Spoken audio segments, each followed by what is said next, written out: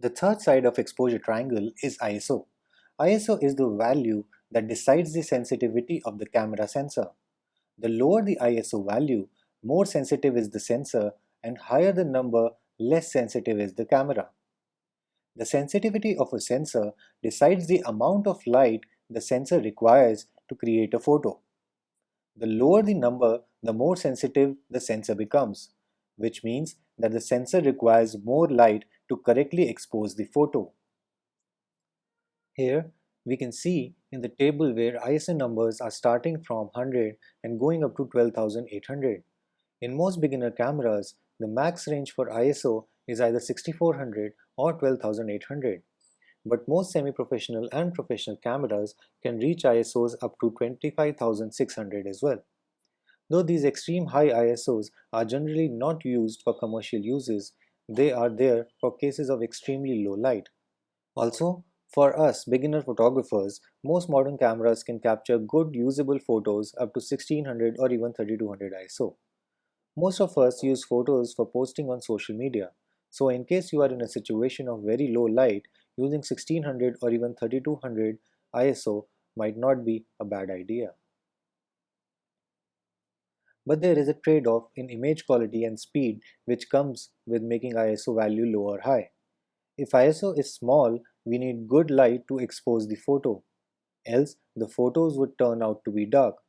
And if ISO is high and there is low light, the photo will turn out to be grainy. In this example, we see two photos with ISO 100 and ISO 1600.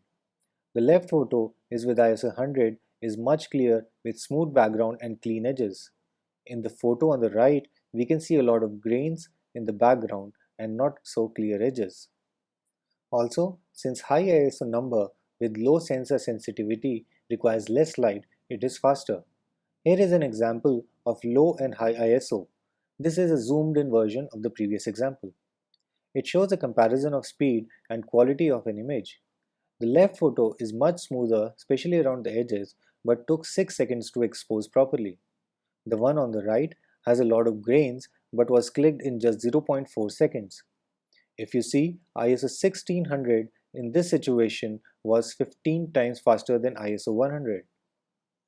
Now since we know what ISO is and also know shutter speed and aperture, let's see how ISO affects them. Here we have set the camera on program mode so that the camera automatically tries to select shutter speed and aperture according to the ISO we select. Here you will see that as we increase the ISO, the aperture and shutter speed also increases, which means that high ISO requires less light to properly expose the photo.